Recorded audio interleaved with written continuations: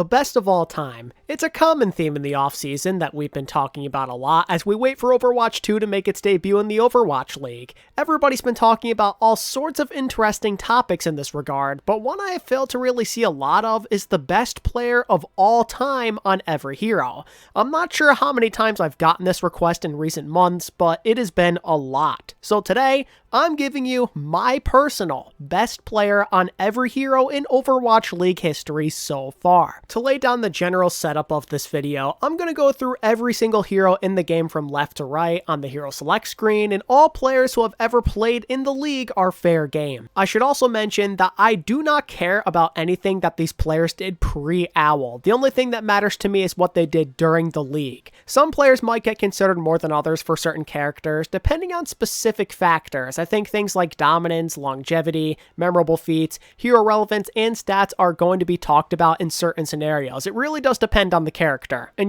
maybe I'll do some honorable mentions at times for when the race feels close, or just when I want to pay respect to a player in general for not making the cut. I know people are going to get mad no matter what I say and no matter how I explain myself, but I thought I'd bring all of this up just to make things crystal clear. But I mean, yeah, that's basically everything you need to know in terms of my decision-making process. I apologize in advance for the lengthy explanation, but I did feel that it was necessary for a topic like this, because it's going to be taken very seriously. But how about we get right into things now? Let's start off with D.VA and the tanks. We could literally sit here all day and just name off god-tier D.VA players left and right, but who has the consistency and the dominance that we're looking for? I would say the most ideal selection is Fury in that regard. That's right, Fury fans, you can breathe a sigh of relief and delete that hate comment you're about to write. And it's funny though, because usually I'm not one to give Fury top credit. I don't think I've ever considered him to be the best D.VA in the league a single year of me making content, and yet he's always been very close anyway. That's what people fail to realize when I don't make him number one. Just because he's not number one does not mean that I don't think he's elite.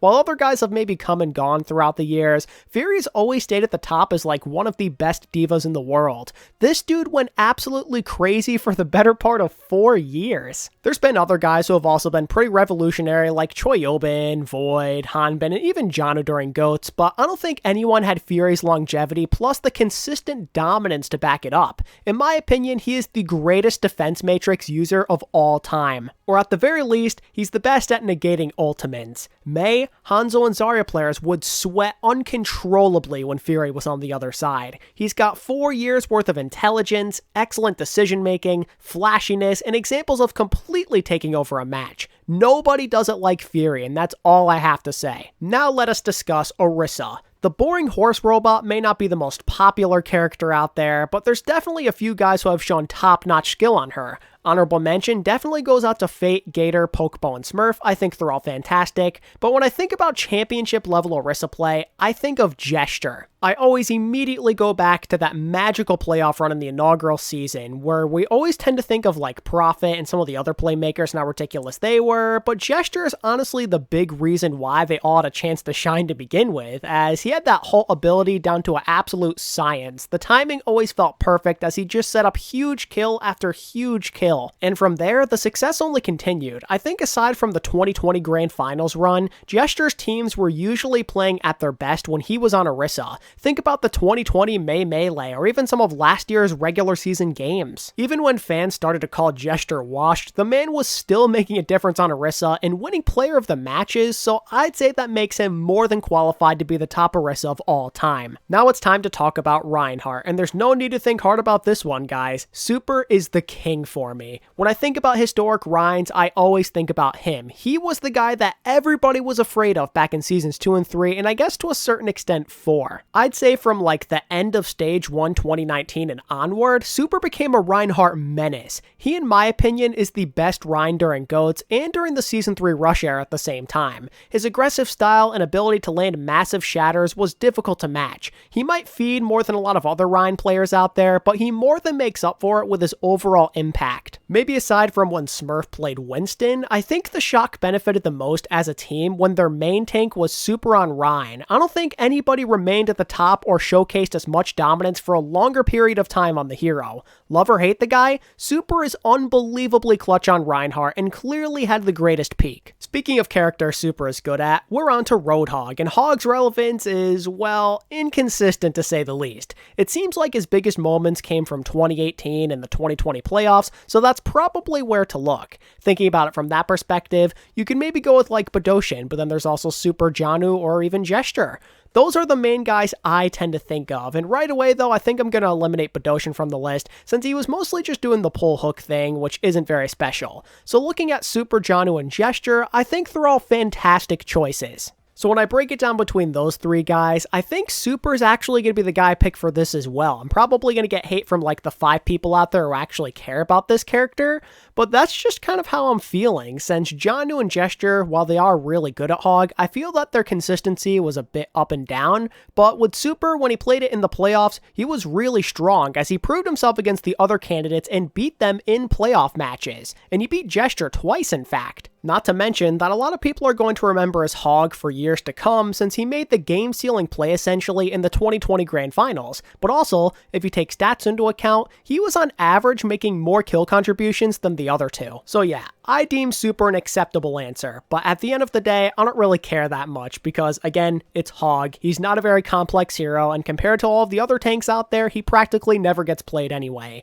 So does this answer really even matter? I'd lean towards no. I'd much rather put my energy into a serious hero like Sigma because boys, there are a lot of options for him. We literally saw Choi, Void, and Krong all play this hero at an MVP level in 2020, and Piggy was not to be messed with last year either. And I won't even lie, it's very tempting to pick Piggy for putting up by far the greatest numbers the league has ever seen on him, but the issue is Piggy played Sigma in his least relevant season, and that to me kind of means that you have to tack off some points because Sigma duels were just so much more rare in Season 4, and the character in general saw so much less playtime. His numbers are great, but it's only 4 hours, so instead I'm going to be picking Choi Yobin, and it's true that he was a little inconsistent at times throughout his career, but whenever he was able to be clutch on the character, he would usually pull through. He's by no means top tier from like a stats perspective, but it's your eyes that tell you he is a god. I can't even count the number of times where it felt like he was in the right place at the right time with his aggressive positioning where he'd be behind people, on the high ground, wherever it may be, and whether it was just in like a playoff game or the regular season, Choi was always coming to the rescue on Sigma over and over again. You could probably make a giant montage of him just making clutch late game plays, both just with the regular primary fire and with his ultimate. I think you could maybe say that Krong and Void are in a similar boat, but the overwhelming number of examples from Choi gives him the edge. As we advance to Winston, all I can really do is pick Fearless. Smurf and maybe even like Fissure or Gushway are close behind, but Fearless has to be number 1. The last 2 years have solidified his status as the greatest hard carry Winston in League history. The absurd mechanics and heroics that he puts on display are just too much. Fearless showed the world that you really can be successful if you build around your Winston. Miro in his prime would be proud. Because Fearless on Winston was quite literally game-changing. I've never seen somebody destroy harder on this character in my life. He's got the kill contributions, good decision-making, and low death rate. And the fact that he could often do it when Winston wasn't necessarily the best pick makes him even crazier. No wonder Coach Moon and Coach Rush were so willing to center their game plans around him. I mean, why wouldn't you? Fearless constantly did inhuman things and is the ultimate Giga Chat on Winston. That's all I really have to say. So that means we're on to Wrecking Ball, and I do have a lot of respect for both Fate and Gaga. They were both unbelievable ball players in 2021, let's point that out, but I think this one just has to go to Among.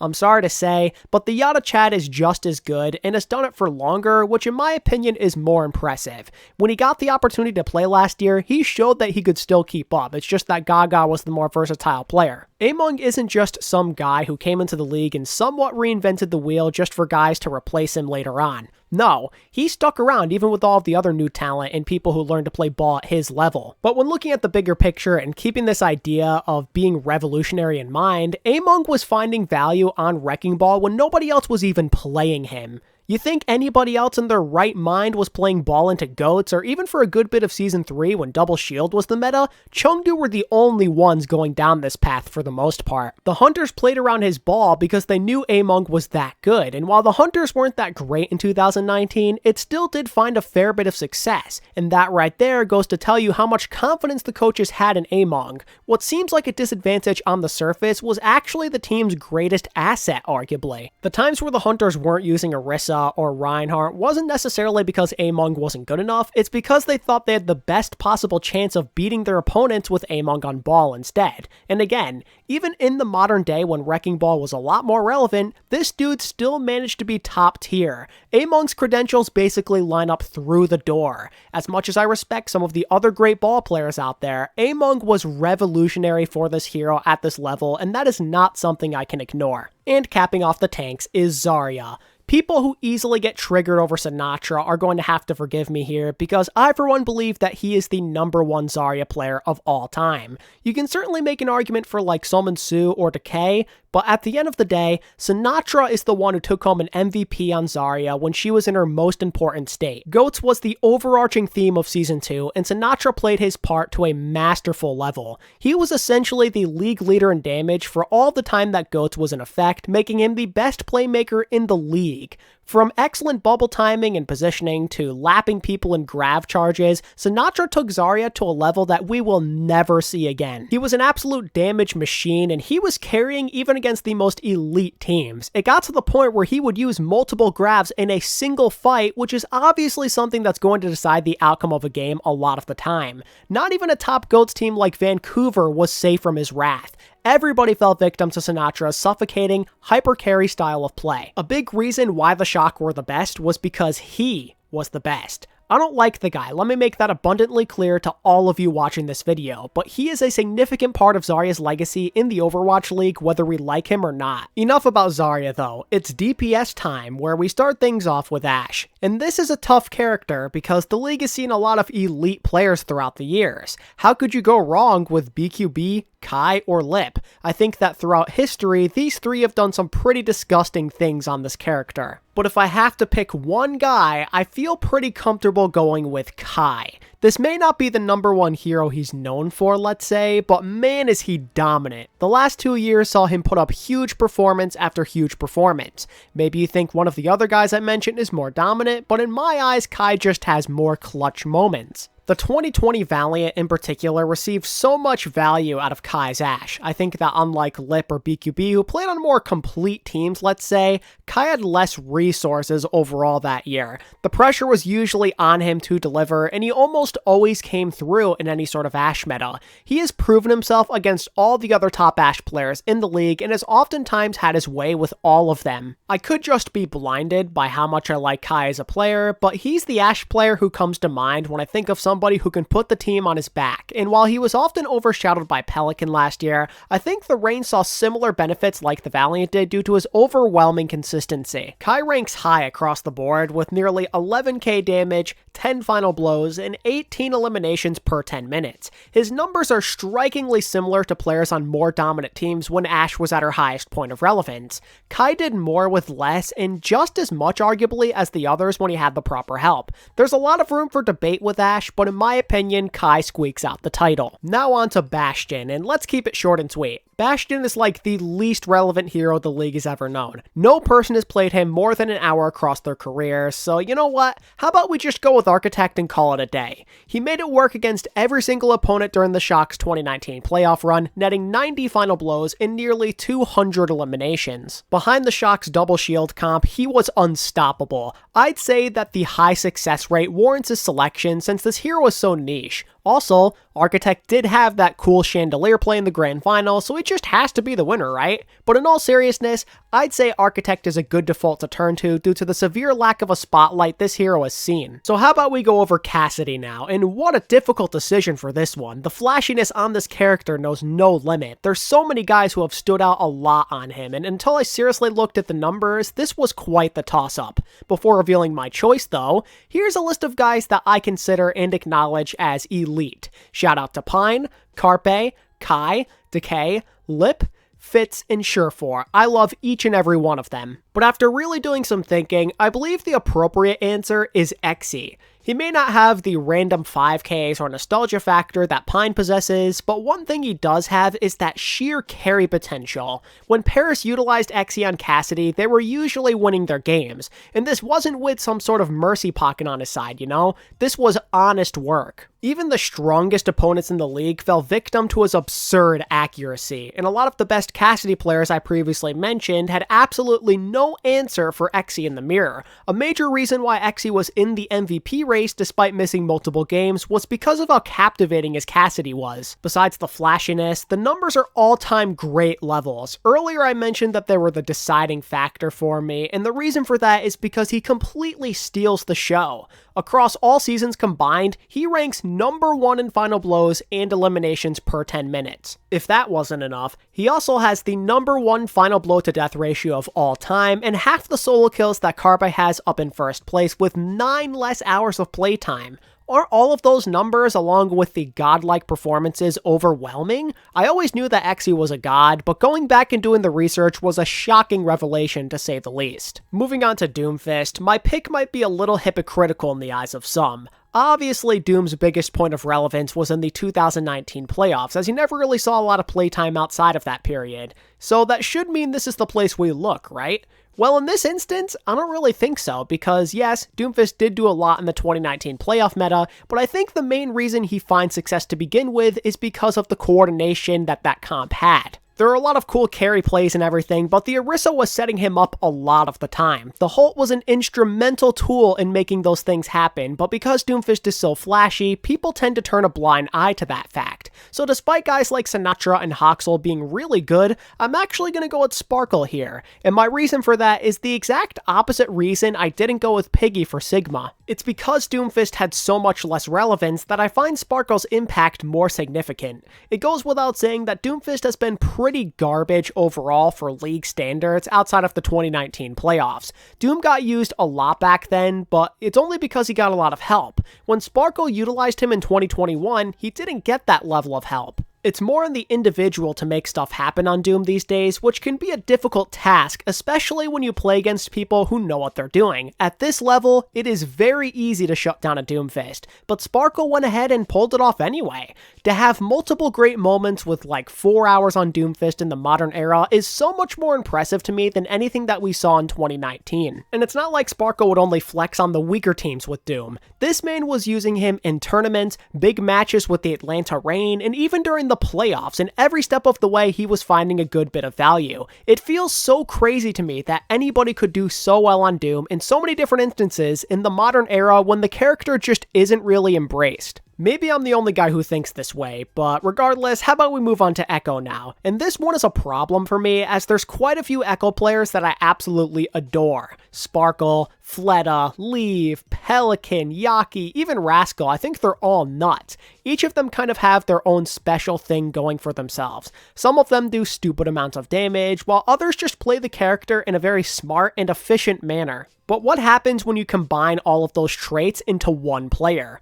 Well, for me personally, you get Pelican as the best Echo. Before continuing, I should probably explain something, because for those of you who watched my best player on every hero video in Season 4, you likely remember that I picked Leave over Pelican back then, so why would I pick Pelican in this instance? Well, I think over time since making that video, I've had a change of heart. When I really sat down and looked through all the resources available to me, I found that I preferred Pelican's Echo more. Obviously, he has the carry factor that was largely responsible for the Atlanta Reign success, but beyond that, I came to the realization that I forgot about a very important aspect of Echo's kit when making the previous decision, and that of course would be Echo's ultimate ability. Pelican does a better job with getting value out of Duplicate. There's been so many times where the timing felt so good as he transformed into a tank or a support even to clinch a fight, or at the very least keep himself alive as crowd control is about to hit him in the face and he narrowly escapes death. The people who are the best at dupe are the guys who usually have great reaction times and have incredibly versatile hero pools, and I think that Pelican pushes this hero to the max in that regard. When I watch from like Leave's point of view, the timing and decision making does not feel as clean, and with Pelican's numbers being being similar to Leaves, I feel comfortable saying that he is the better player. And generally, when you compare Pelican to the guys who are really good at using dupe, he just has the better overall numbers. Sitting at around 10 final blows,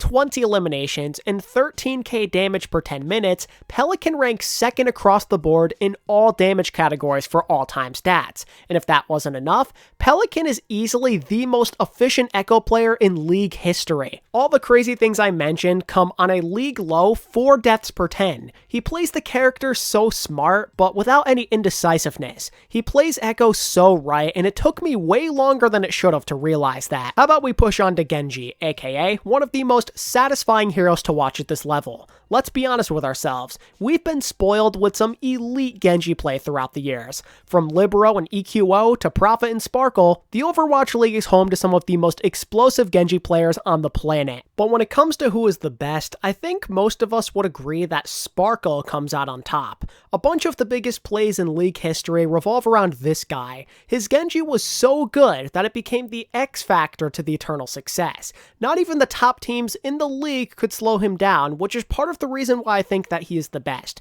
Even the Shock and Fusion, aka title contenders at the time, had a really rough go at figuring him out. And if teams did find a way to slow him down, it usually required a lot of resources, which in turn allowed for Sparkle's other teammates to take over the game. I can't recall any other Genji player who causes that much concern for the enemy team. Just an unstoppable force with so many multi-kills to his resume. No one is ever going to forget that moment against the Shock. But in general, I think the 2020 Summer Showdown alone gets him into this conversation, and when you include all the other times, both last year and the year before, where he absolutely destroyed, I think that it's very hard to make an argument against him. Transitioning to Genji's brother Hanzo, I actually didn't struggle all that much here. When I deeply consider influential players on Hanzo at this level, my brain just immediately goes to Prophet. I can appreciate Leave, Birdring, Fitz, Corey, Striker, and even Lip among others, but I cannot resist the masterful play of Prophet. The fact of the matter is, he was a beastly Hanzo in 2 separate playoff runs. I don't think anybody else has such a thing going for them. Even if there are more accurate or skilled Hanzo players, I think that Prophet's clutch factor is simply unmatched.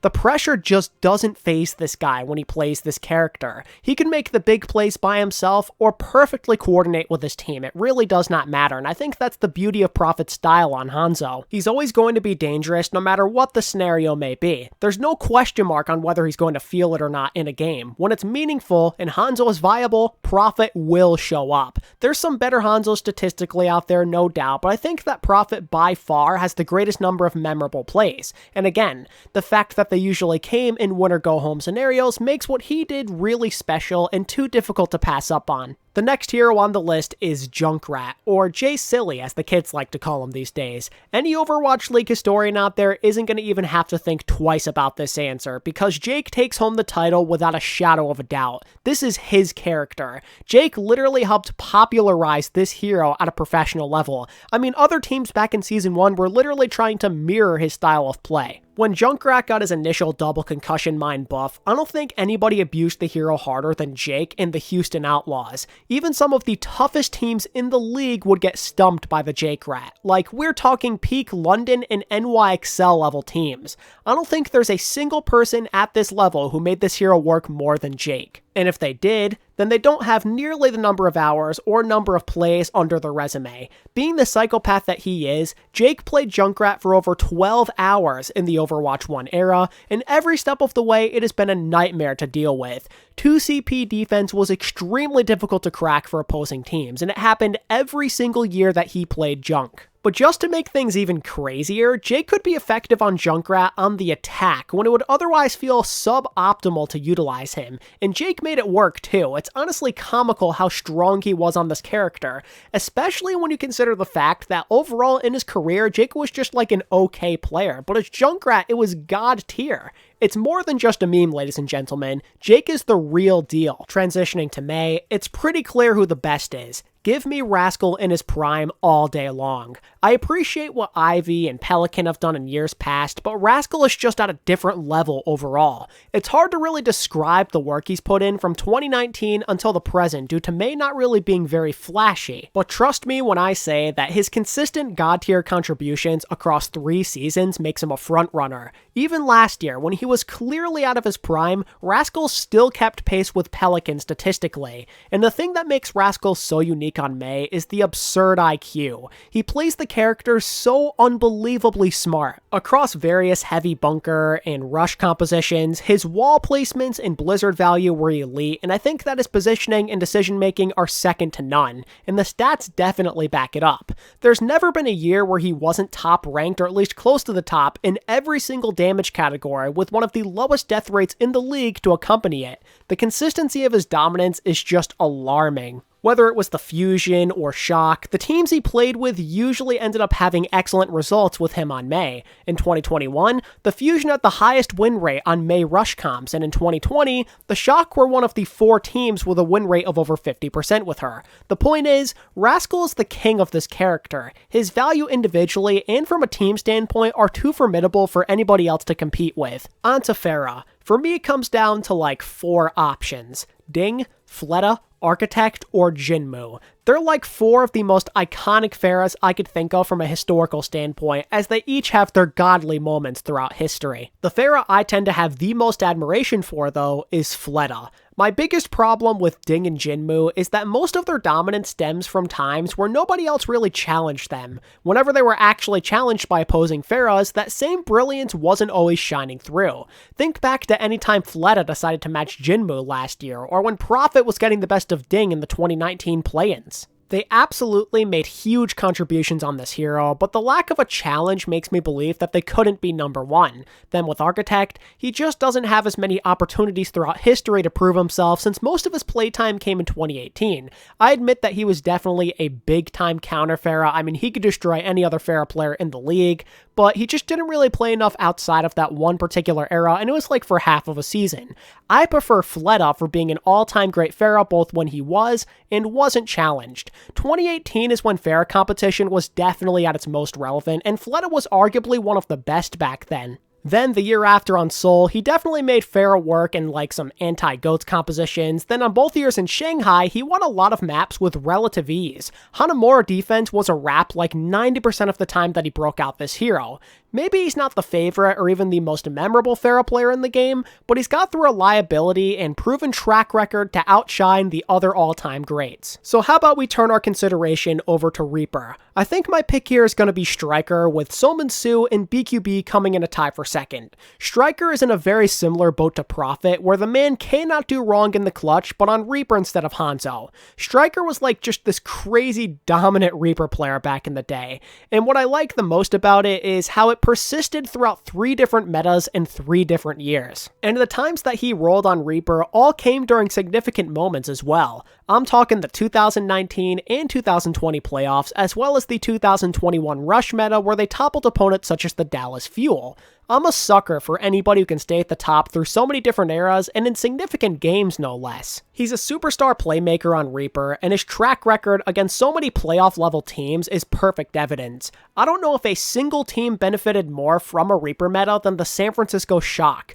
I think I saw somewhere on the internet that Striker has like a 67% all-time win percentage on Reaper, and that is absurd. I'd say all of that combined is what makes Striker the most justified pick for Reaper. Now we go from a super relevant hero to a, well, not so relevant one. Let's give it up for Soldier 76, ladies and gentlemen. Despite being quite enjoyable to watch, Soldier only got consistent playtime during Season 1, which is a real shame, but even in the short amount of time that we've seen pros utilize him, there have always been some awesome plays to watch. Honorable mentions are in order for AKM, Exy, Baby Bay, Bird Ring, Surefour, and Jake. I found all of these guys to be insane, but my personal number 1 soldier is Fleta. Both in the old era when he saw a lot of playtime and the new era where Soldier was more of a niche selection, Fleta always had a strong influence with good cleanup kills and controlling the tempo of fights. People are afraid of his Soldier due to his pinpoint accuracy and aggression. Fleta had a tendency to be a big difference maker on assault and control maps, and this applies for both 2018 and 2021. He's just a reliable source of damage who usually made the big plays happen when Seoul and Shanghai needed it the most. Fleta on 76 is explosive, and his numbers are through the roof. He is one of the only guys at this level to possess that constant usefulness that you're looking for with this kind of character. Speaking of usefulness, next is Sombra. Despite the number of resourceful Sombras that we've seen throughout the year, such as Dante and Hisu, it's hard to entertain the thought of picking against Lip. The way he plays this character is so life-draining. His style of Sombra feels so different compared to the others. There's no time for the enemy to think or even be afraid of him because he's gonna fire off EMPs whenever he feels like it. And I mean, it helps that nobody farms up EMPs faster than Lip. He on average does 1,000 more damage than the other Sombra players the league has ever known. He's usually getting them like 10 or more % faster, which is obviously a huge deal given how much of a game changer EMP tends to be.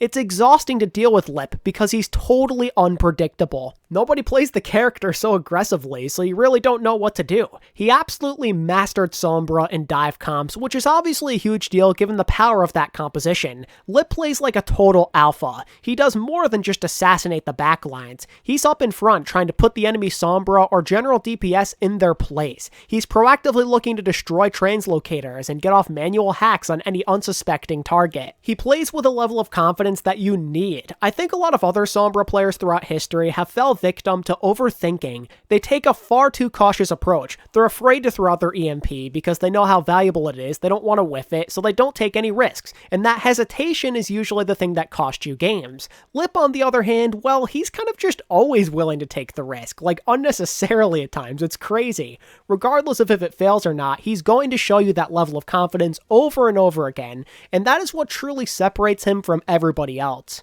How about we talk about Symmetra now? In the last 2 years, we have seen an overall increase in playtime with quite a few awesome highlights, and among those people that played Symmetra a good amount, I'd argue that Sparkle and the Dallas Fuel got the most value out of her based on the results. It goes without saying that the Fuel were put at a disadvantage without a dedicated hitscan player in their lineup, so they found alternative ways to press the advantage and in a way kind of forced the meta as more teams tended to go away from the Cassidy pick and go towards Symmetra when playing Rush. Sparkle had a very in-your-face style of play on Symmetra, on control maps in particular, and it usually worked, as Dallas had a tendency to look pretty fluid on Rush compositions when Sparkle was leading the way, oftentimes running circles around the toughest Rush teams in the league. And while he didn't lead the league in damage or anything like that, he still did beam people down all the time. And despite playing so aggressively, he actually possesses one of the lowest death rates. And something else I also respect is Sparkle's wall placements. It felt like most of them generally had a purpose.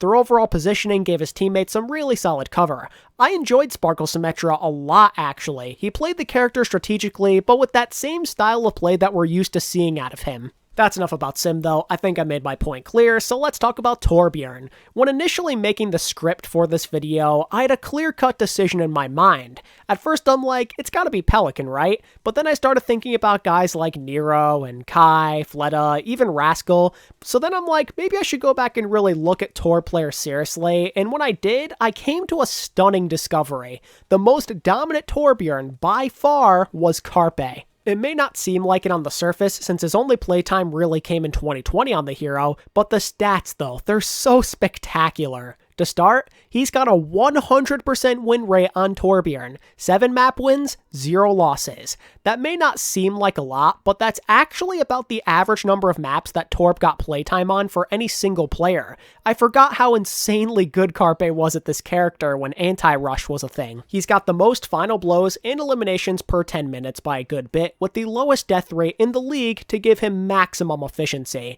To further put it into perspective, Carpe is close behind Nero in the all-time elims and final blow list with only half the playtime. At a final blow to death ratio of 3.2, he obliterates the competition. We tend to not think of Carpe as a Torb guy since he's good at hit scan, but truthfully, he rolls. He's a proficient killer on Torbjorn, and I truly wish that he had more opportunities to show it off. Now for the logo herself. Who could I possibly go with for Tracer? I really wonder. It's just such a hard choice, you know? Have you picked up on my sarcasm yet? I hope so, because Striker is absolutely, positively, the king of Tracer. It's honestly insane to say that somebody is clearly this good at this character when there's so many godlike DPS players throughout history. The likes of Prophet, Leave, Decay, Yaki, Kevster, and Sabiobi, among a lot of others, are all well established on her, but Striker comes out ahead for sure. There's never been somebody more dominant over such a long period of time. From the moment he stepped into the league up until the present, there has not been a Tracer player he couldn't match. He's beaten pretty much every challenger aside from Leave, who he never got an actual opportunity to play against.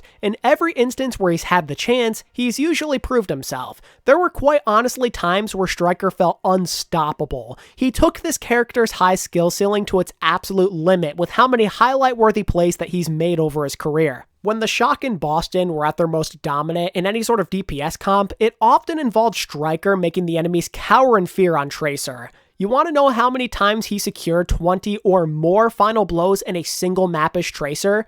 13. Yeah, 13 different occasions, not to mention that he is tied for the most final blows on a single map at 28. Any given moment could be Striker takeover time. As the skill of Tracer evolved, so did Striker. He'd be in your face all the time looking for the next play to add to his montage. There were generally times where it felt like the other team couldn't even fight back. Out of this entire list, out of every single player who is like the best at their specific hero, Striker's Tracer is one of the strongest and most proven overall. Wrapping up the damage dealers is Widowmaker. And Widow is a very touchy subject. I think you're going to see a lot of people arguing about who truly is the best Widow out there, but in my opinion, the number one Widowmaker in OWL history, so far at least, is Ans. I truly thought that I saw it all early on thanks to people like Carpe, Saya Player, Pine, Birdring, and Diem. That is until Ans came into the picture. This man completely took over with some of the most dominant displays of sharpshooting ever seen, and I mean that quite literally. His career scoped critical accuracy is 30%, which is easily one of the greatest of all time. He was a living highlight reel on a character who just wasn't as popular as she once was. There were times where she probably wasn't the greatest pick to make back in 2020, but he'd still find a way to make it work anyway. And you know, I think even to a certain extent this is true in 2021 as well. It's a testament to how much of an impact his Widow has on a game. I mean, who the heck plays Widow on Ilios well? You have to be a serious psychopath to make top-notch contributions as Widowmaker on this part of the map. He was a problem, and the opposition's only hope of surviving was to have a Widow of their own get hot at the right time. Because let me tell you, when Ans even had a tiny bit of room to operate, it was highlight central. But even if you did contest him, it usually wasn't enough. The top Widow players in the league tried their hardest, but usually came out on the losing end of this battle. Even Diem, Fitz, and Exy, the best Widow players out there aside from him basically, only got the better of him on some occasions. Ans could make any enemy sniper look silly. Widow can completely set the tone of a game when put in the right hands. I mean, she can ruin a match for any squishy characters or completely change the way you approach fights. And Ans took that idea to a different level with how hard he could deny DPS and support lines. He's one of the greatest duelists and general pop-off Widows this game will ever know, and I for one believe that he could come out on top in any Widowmaker era. I really wish that this guy was back in the league in like 2018 or late 2019. That would have been a treat to watch, and he still probably would have been one of the best. And that does it for the DPS. On to our final stop in the support role, where we kick things off with Ana, and this is quite the hero to start with. Alarm and Twilight are so unbelievably close for what I consider to be the best Ana of all time. They both excel at very specific things.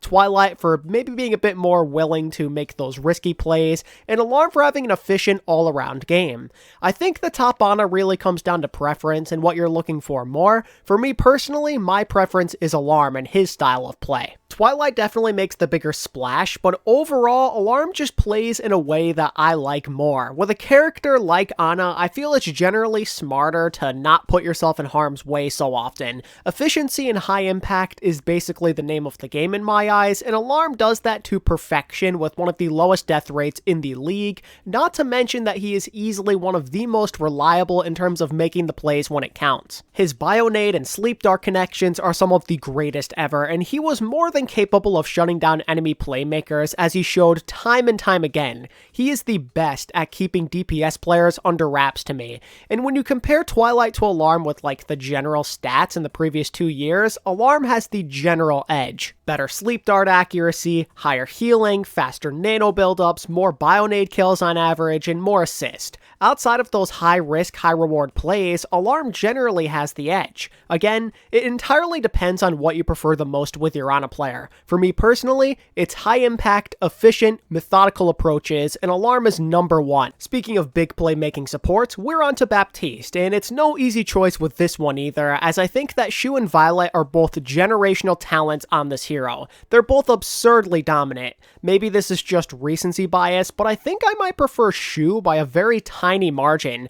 I personally thought that Shu was always really good at BAP, but last year saw him take it to a new level that we have never seen before. I tend to think that his rate of healing is maybe a bit worse than the average BAP, but he does make up for it by being the greatest playmaking Baptiste this league has ever known. Almost 6k damage per 10 last year is by far the highest in league history, and even with all years combined, he is still the leader. I have never seen a Baptiste carry more than Shu when it comes to playmaking. We tend to think back on those 2021 crazy flanks and bloodthirsty moments, but 2020 had a lot of those as well. He simply took it, again, like I was saying before, to another level last year since he improved with his cooldown management and overall damage output. If you compare Shu to Violet, Shu actually does prevent more deaths with Immortality Field on average, and although he amplifies less damage with Window overall, I kind of feel like he gets more individual value from the ultimate, which is pretty huge when considering how much of a playmaker this character can be. But that's not all. Shu also dies less than the average BAP and is willing to take more risks in general, and unlike Ana, I definitely think that it's more worth it to take a risky approach with BAP since you have better survivability to make up for your potential mistakes.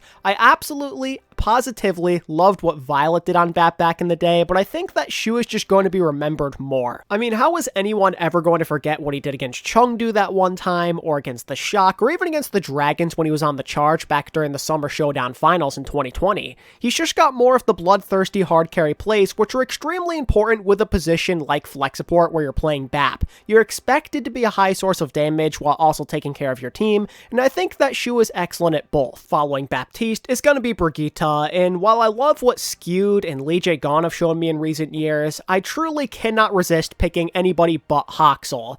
I understand that Brig was definitely played differently during GOATS, but I have yet to witness a player use Brigitte and make me feel the same way as HIGHLEVELOVER did. He is by far the greatest Brigitte player I have ever watched. Having a strong Brig player during GOATS was really important, so it shouldn't come as much of a surprise that Vancouver were a top team back then. HIGHLEVELOVER demonstrated the perfect balance of being aggressive enough to keep that Inspire passive up, but not to the point where he was feeding or not doing enough. And yeah, his numbers definitely are skewed, no pun intended, because of what he did in GOATS, but I get the feeling that he'd still be top tier even in the modern era because he did play Brig a couple of times for New York in 2020, and the numbers are still better than Skewed and Lee Jae Gon in a majority of places. HIGHLEVELOVER simply has a greater understanding of this hero than anybody else. He just gets it in ways that nobody else seems to comprehend. I'm not entirely sure how to explain it. He just does God's work on this character, even though you could so easily feed on her. That's about all I have to say for Brig, so it's Lucio time. My three favorites are Moth, Funny Astro, and Lee Jae Gon. Moth for playing the character very smart, Funny Astro for having a balanced yet productive approach, and Lee Jae Gon for possessing the ability to completely take over maps.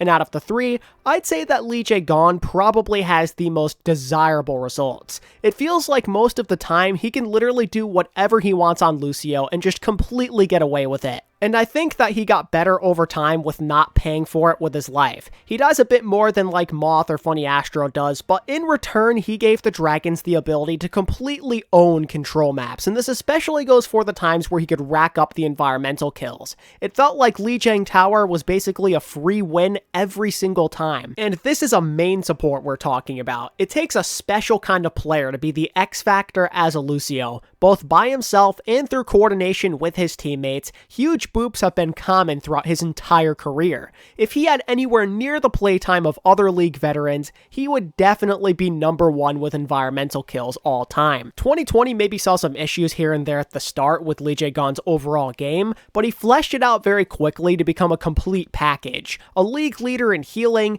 kill participation, and sound barriers. Whether it was a random control map or just utilizing rush comps during the June Joust, Lee Jae-gon outshined some of the best Lucio players we have ever seen. He just tends to have a big presence in big time moments. I'd say that Funny Astro overall is probably the best Lucio ever statistically, but Lee Jae-gon is way more unforgettable for what he's done these last couple of years. It takes a lot to stand out as a main support player, so if you're going to be the talk of the town, then you're definitely one of the greatest. Enough about Lucio, time to discuss Mercy, and if you've seen any of my other best player on every hero videos, you definitely know who I'm picking. The best Mercy, in my opinion, is definitely Yveltal. I have mad respect for Anemo, Arc, Moth, and Coma among others, but Yveltal demonstrated some of the greatest consistency I have ever seen on any hero at the Overwatch League level. For 3 straight years, Yveltal has done nothing but demonstrate brilliance. With around 9k healing and 4 deaths per 10, he is one of the most productive Mercies of all time. He's got the good healing and low deaths, which are a big priority on this character.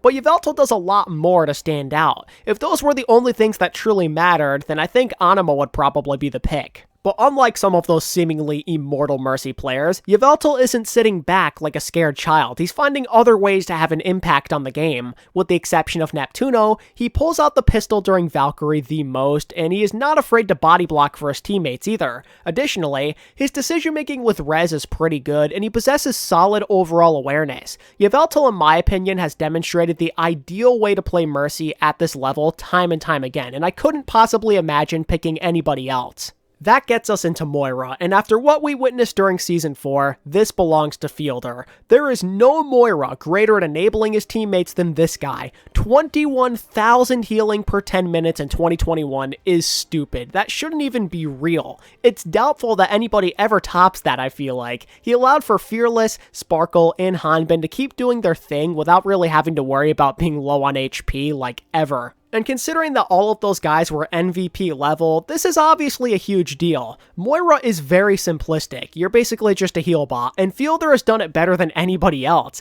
And because he healed at such a stupid rate, he was always getting coalescence first, which offers a huge advantage. He was able to outpace and out-heal anybody else. Fielder's Moira enabled Dallas to keep their foot on the gas. The man has done 1.7 million healing over his career on this character, which is #1 in League history. Dallas never had anything to fear because they could engage with Cole basically every fight.